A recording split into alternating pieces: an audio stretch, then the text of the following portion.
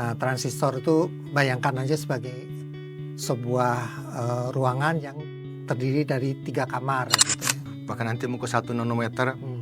nah kita sempat berpikir apakah 3 nanometer itu ukuran gate atau ukuran transistor yang tadi kita perdebatkan. Rambut kita aja kan cuma 80.000 sampai 100.000 nanometer. Ini kan dia 3 nanometer. Berarti kan sekitar 1/30.000 kali dari ukuran rambut kita. Itu Amerika yang membangun sekian pemakaian untuk gigabyte dan sebagainya. Itu butuh sampai 1 kota Surabaya.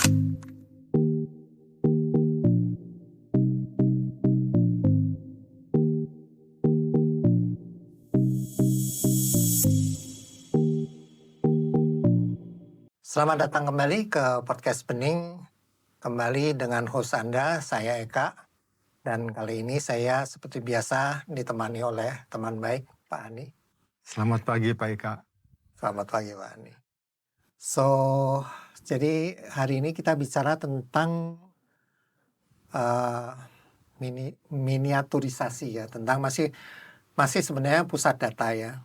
Kemudian episode yang lalu kan kita sudah menyebutkan miniaturisasi, dan akibat dari miniaturisasi itu adalah panas ya, betul ya? Ya, betul. Nah, berarti jejak air itu makin kritikal ya untuk diperhatikan bagaimana memitigasinya atau menanganinya tanpa mempengaruhi ketersediaan air untuk hal-hal lain gitu ya, kurang lebih.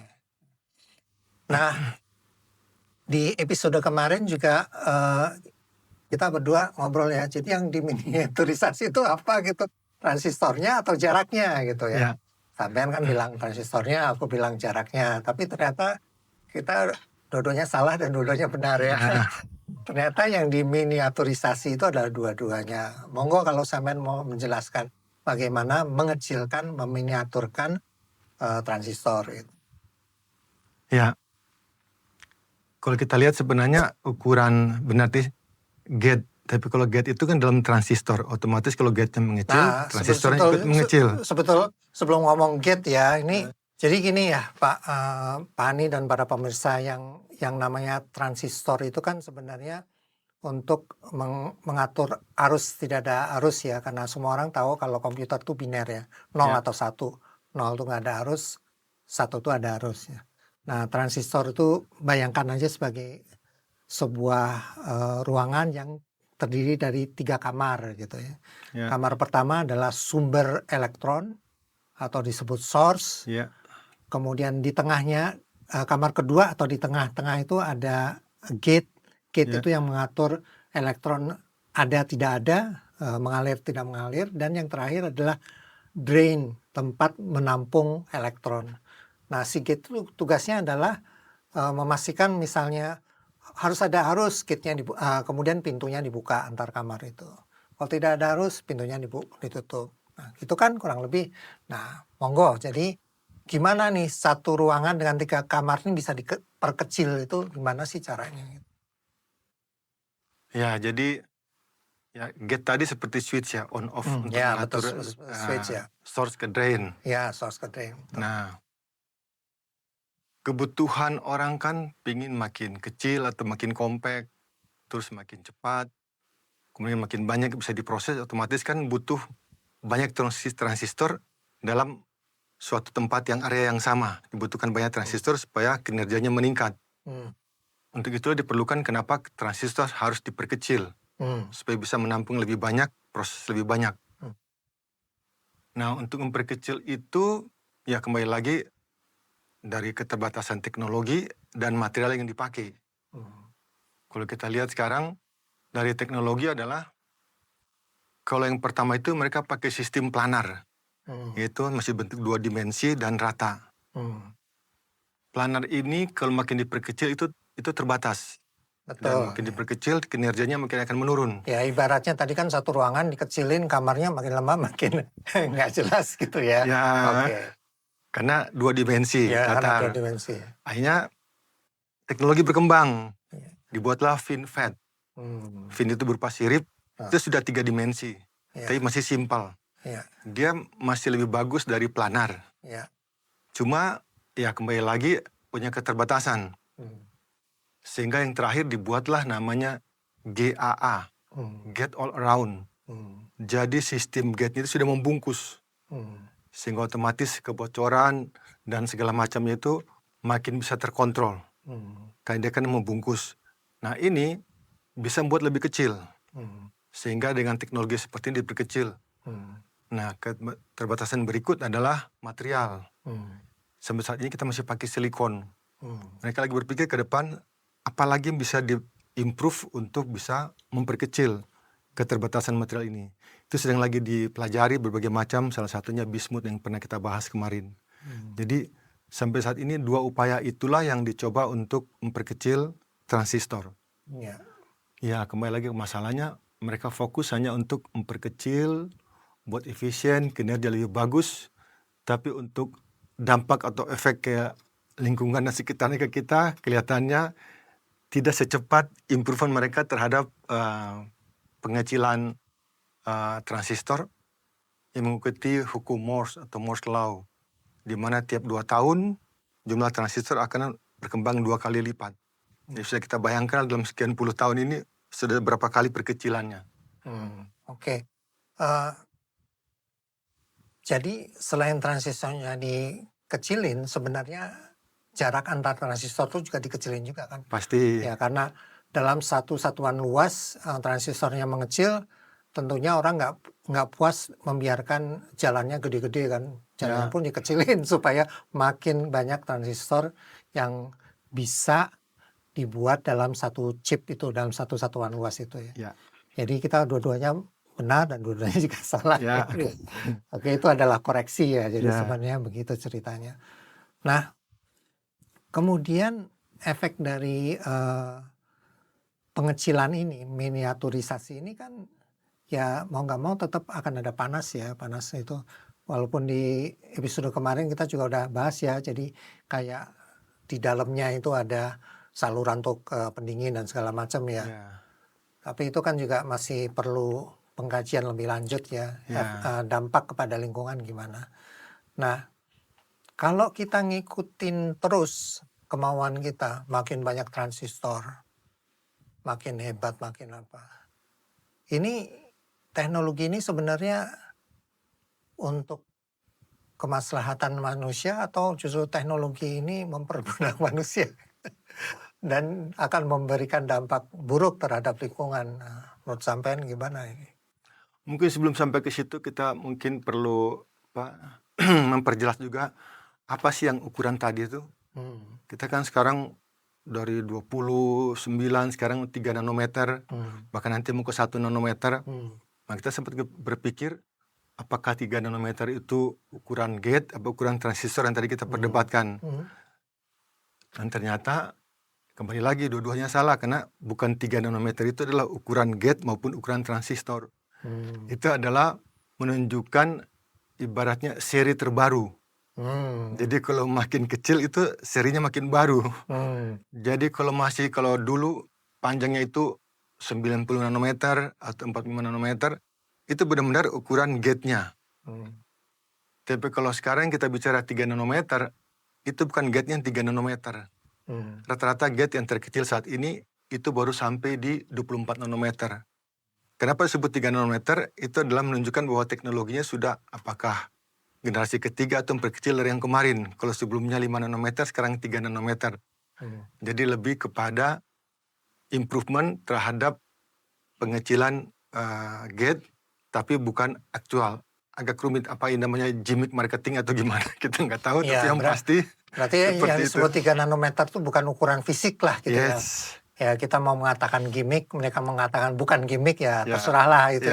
Intinya makin kecil tuh bukan lagi mewakili ukuran sebenarnya.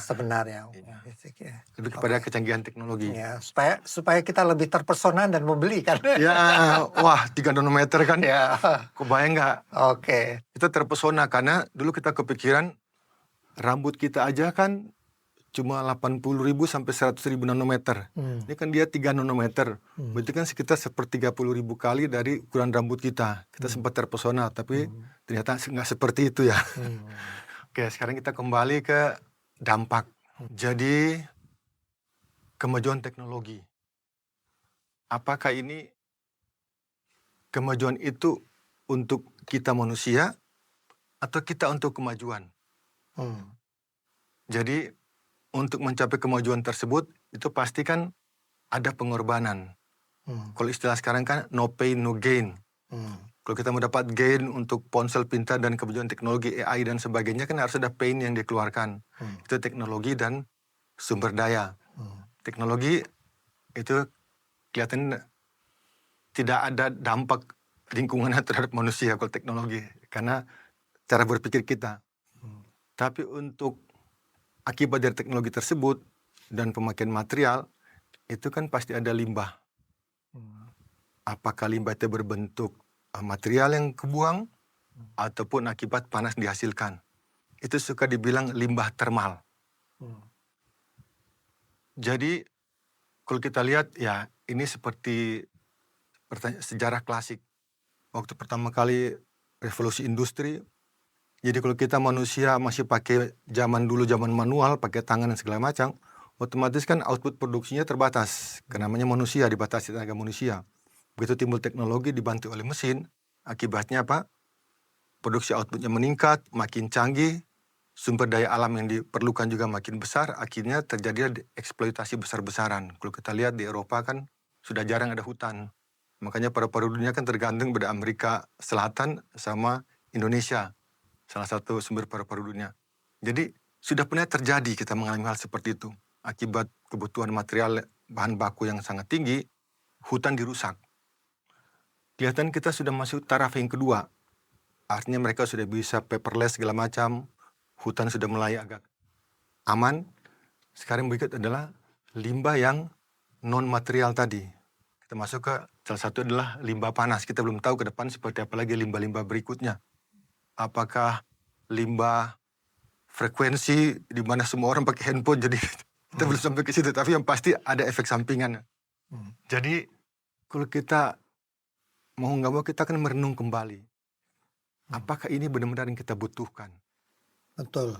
Jadi contohnya, kalau akibat penggunaan teknologi ini sudah memakai air segitu banyak,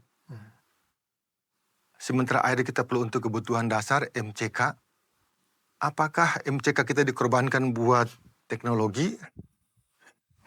Orang kan pasti perlu minum, mandi, dan sebagainya. Ini perlu kita pertanyakan kembali dan kelihatannya ya mungkin sebelum belum menggema pertanyaan seperti ini. Itu mungkin terlalu jauh ke depan. Tapi ingat, pemakaian sekarang itu sudah sama dengan satu kota kecil.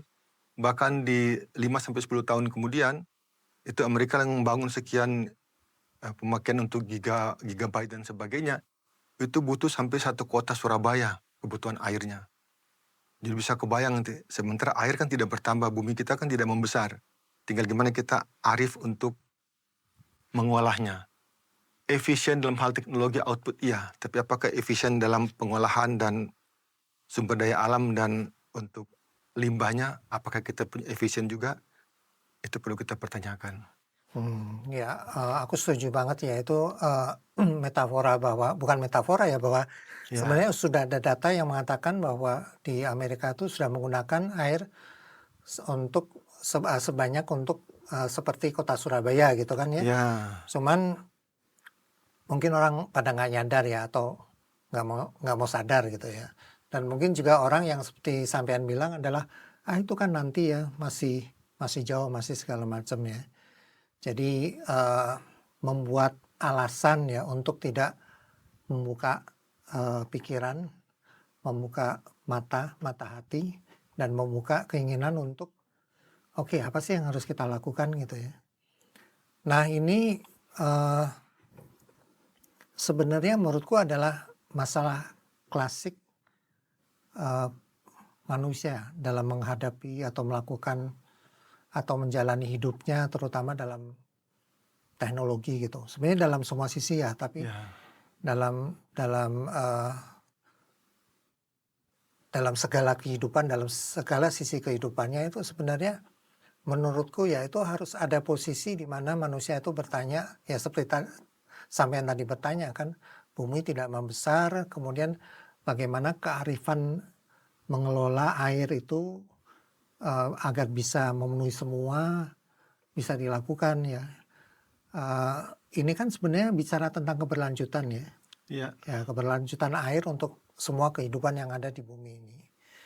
Cuman kalau kita letakkan seperti itu, kayaknya harus mulainya adalah dari masing-masing individu dan merenungkan secara mendalam ya. Bukan Ya, hanya berpikir tentang itu masih jauh ya. Bukan berpikir nggak ada datanya, atau berpikir pula itu kan Amerika baru kota Surabaya, kita masih punya kota Medan, kota Jakarta, dan seterusnya dan seterusnya. Nah, menurut sampean gimana? Apakah analisaku atau pendapatku tentang bahwa kita harus merenung lebih dalam itu memang harusnya ke sana atau gimana? ya, kita suka ada istilahnya learn from mistake. Kemudian kita punya pepatah yang sangat bijak, keledai saja tidak mau masuk lubang untuk kedua kalinya. Apakah kita mau lebih bodoh dari keledai? Karena kita lihat perusahaan hutan di Eropa dan Amerika tidak ada lagi paru-paru dunia udah makin mengecil, sementara orang bernapas makin banyak, butuh oksigen makin banyak, sementara hutan sudah dirusak. Atau akibat karbon yang dulu lagi rame-rame, terjadi efek rumah kaca, iklim berubah segala macam. Jadi kita bukannya berpikir nanti gimana, tapi gimana nanti. Jadi begitu tiba-tiba iklim udah berubah, wah kenapa nih? Baru semua ribut rame-rame, karbon, udah ada efisiensi karbon dan sebagainya, ada insentif karbon dan sebagainya. Jadi selalu kita itu selangkah di belakang. Masalah terjadi baru kita bingung. Nah, apakah untuk yang teknologi ini kita mau seperti itu? Mau masuk lubang yang kedua kalinya? Memang untuk teknologi tadi masalah air tadi, mereka sudah berpikir ya, otomatis para pebisnis pun sudah mikir bahwa gimana untuk mengurangi pemakaian air sehingga mereka pakai namanya pendinginan bawah laut, dasar laut, lagi dikembangkan. Ya, kemarin udah kita Kita bahas pernah ya. bahas, tapi ingat itu pun menghasilkan limbah termal, ekosistem dan sebagainya. Akhirnya larinya ke petani. Kita kan makan ikan kan, bukan makan laptop atau makan handphone. Jadi apakah itu layak untuk membahayakan kehidupan biota laut yang artinya itu kehidupan kita sendiri. Tadi kan air MCK. Oke, mereka lari ke laut. Nah, laut otomatis kan biota laut ya adaptasi dan sebagainya itu kan mempengaruhi otomatis nanti makanan kita. Jadi jangan sampai kebutuhan primer kita makan sarang dan papan itu kalahkan oleh sekunder. Karena untuk pusat data AI segala macam itu kan kebutuhan sekunder. Kita perlu kan makan, pakai dan tinggal. Itu yang kita perlu bijak dan merenung. Jadi apa kita perlu sampai seperti itu? Karena kalau agak menyimpang sedikit, mungkin perlu kita bahas berikut. AI ini malah kemungkinan akan mengancam manusia lagi. Yang makin canggih akan menggantikan manusia. Tapi itu satu yang kita akan bahas nanti. Berarti kita kan mengarah ke seolah-olah kita membahayakan diri kita sendiri. Karena kita teknologi makin canggih, ujungnya kan ke AI. Sementara menuju ke sana kita sudah mengembangkan banyak sekali sumber daya dan kerusakan. Yang ujungnya begitu AI katanya sudah jadi, diramalkan AI ini bahkan mempengaruhi kehidupan manusia lagi. Jadi kita mau kemana jadinya ya? Kalau mau dipikir-pikir makin ngeri. Karena ya kembali lagi, kalau kita budaya timur ini ada budaya Jawa, filosofi cukup ya. Sakmantyo. Cukup di tengah aja, nggak kekurangan, nggak berlebihan. Ya, apa kita butuh seperti itu? Atau seperti dari timur, balance yin and yang. Jadi antara kebutuhan kiri sama kanan tuh balance enggak. Jangan sampai kita terlalu mementingkan yang ini terlupakan. Mungkin seperti itu kali kita perlu merenungkan. Untuk step back, terus berpikir lagi, mau kemana kita? Apa ini worth it untuk yang kita korbankan? Gain dan pain-nya itu apakah setara? Kan harus balance tadi. Berarti pada dasarnya sampean juga mengakui bahwa kita perlu memikirkan lebih dalam ya. Betul sekali. Dalam hal ini Anda sampean memisah menjadi pain and gain konsepnya atau primer dan sekunder. Tapi orang perlu kalau kita menggunakan kerangka ini, tapi intinya orang perlu mulai mengevaluasi kan antara primer sekunder itu gimana, Pasti. pain makin itu gimana. Ya. Nah, ini menurutku adalah suatu hal yang dari sejak zaman Yunani nggak pernah bisa dipecahkan ya. Dalam arti gini, menurutku ketika kita udah ngomong tentang pain and gain, kemudian kita bicara tentang primary and secondary, primer sekunder, itu kan kita bertanya tentang sebenarnya kita tuh siapa sih dan mau ngapain gitu ya. Nah, ini kan sudah lebih masuk ke ranah filosofis ya. Ya. Dan salah satu, ya aku barusan baca kemarin, salah satu penulis psikiater sama filsuf ya, namanya Karl Jasper ya. Dia mengatakan bahwa manusia itu pertama akan bereksplorasi karena ketakjuban, wonder. Ya. Oh takjub, oh hebat ya. Nah di situ dia mulai menggali ya tentang makna. Kemudian setelah dia bereksplorasi menggali makna, dia akan muncul keraguan. Benar nggak sih sebenarnya seperti ini? Ya. Jangan-jangan pendapatku, teoriku salah, tesisku salah, dan seterusnya dan seterusnya. Maka itu akan tetap membuat dia bereksplorasi. Nah, yang kritikal adalah istilahnya situasi batas. Jadi ada suatu ketika dia takjub, kemudian ragu, dia terus bereksplorasi, kemudian entah gimana caranya akan muncul batasan. Situasi batas ya. Akan muncul suatu situasi di mana muncullah pemahaman tentang batas. Ya. Nah, cuman ini kan abstrak banget ya. Dan ini adalah selain abstrak menurutku masing-masing punya ya subjektif lah, tergantung pengalaman hidup masing-masing. Jadi, dan inilah pertanyaan dari dulu zaman Yunani sampai sekarang gitu, nggak pernah ada jawaban definitif tentang batas itu di mana gitu ya. Jadi terus terang nggak sih mengingat hal ini ngeri ya. Jangan-jangan kejadiannya adalah ketika primer sudah tidak bisa dipenuhi, barulah orang bertanya, loh kok aku udah nggak bisa makan lagi ya. Tapi pada saat itu pula lah udah nggak bisa diapa-apain. Secondary dipenuhi, tapi menggerus primer, nggak sadar sampai primernya sendiri tidak bisa dipenuhi. Tapi pada saat primer sendiri nggak bisa dipenuhi kan kita udah nggak bisa ngapa-ngapain. Udah terlambat kan? Ya, ini kembali ke sifat dasar manusia ya. Manusia itu kan selalu ingin bertanya. Dimulai kan, dulu saya ingat ada buku bacaan yang lumayan laris zaman kita dulu kali ya. Namanya Aku Tahu. Sempat ramai. Jadi aku tahu dari mana datangnya hujan, kenapa begini, kenapa begitu. Itu lumayan ngetop di tahun 80-90-an ya. Kenapa begini, kenapa begitu. Itu kan dari bertanya. Karena manusia kan sifatnya ingin tahu. Dari situ timbullah eksplorasi. Sampai orang mau ke bulan kan. Jadi kita mau cari apa sih di bulan? Itu kan ingin cari nama. Cari nama. Terus di mana sih pusat alam semesta? Manusia itu kan relatif. Kalau sampai sekarang pun kita masih bingung. Kita punya namanya infinite. Sampai sekarang kan kita masih berdebat apakah infinite itu ada atau hanya itulah batas kita. Jadi borderline atau limit kita adalah di infinite tersebut.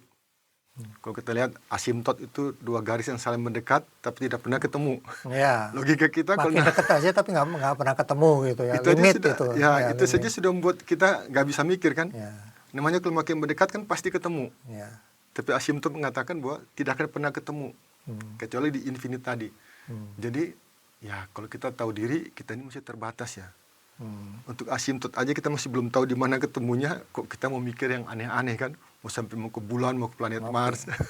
Ya. Jadi merenung lagi lah, apa sih yang kita butuhkan saat ini kan? Makan, pakai, papan. Itulah kebutuhan manusia kan. Lebih kepada keinginan. Kalau keinginan kan susah dipuaskan. Jadi kayak kata Mahatma Gandhi, bumi ini cukup untuk memenuhi kebutuhan manusia, semua umat manusia, tapi tidak cukup untuk memenuhi keserakahan satu manusia. Ya, jadi mungkin kalau disederhanakan ya, memang ini suatu pertanyaan besar ya, yang kita juga nggak tahu jawabnya di mana, kapan bisa dijawab juga kita nggak tahu. Infinite tadi, ya. asymptot. Tapi mungkin kalau disederhanakan bisa dibagi, apakah kita mau menjadi orang yang berpikir secondary terus, atau kita mau jadi orang yang berpikir primary. Secara major ya, secara umum. Kita konsentrasikan ke primer, atau kita masih mau foya-foya di sekunder. Bolehkah seperti itu?